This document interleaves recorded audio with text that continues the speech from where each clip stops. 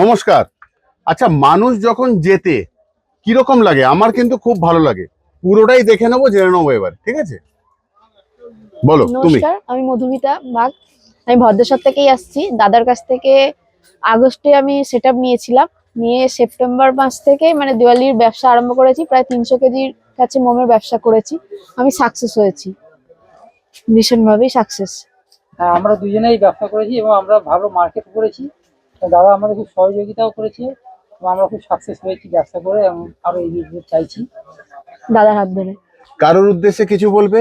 বসে থাকা মানুষজন, তোমার মতন অনেক মেয়েরা। আমরা চাই যে আমাদের দেখে আরো সবাই আসুক, মানে আরো মহিলারা কাজ করুক, বাড়িতে বসে না থেকে কিছু করুক। যেটা আমি প্রত্যেকবার বলে থাকি, আজ আর বসে থেকো না, ছোট করে যখন পারছো শুরু করতে। 5,000, 10,000, 15,000 টাকায় ব্যবসা নিজের করেছিল তো, এনারাও করেছিল। ভালোবাসার মানুষ বলে আমি তুমি দিয়ে কথা বলি সবাইকে। তো আজ তো কোথাও জিতেছে, আবারও কোথাও ডাইস নিয়ে আসছে, নিতে এসেছে। তো শুরু করে দাও, আর দেরি করো না। আর এতক্ষণ কথা বলছিলাম রাজা স্টোর্সের পক্ষ থেকে, আমি অমিত কুমার মন্ডল। অনিত কুমার মন্ডল।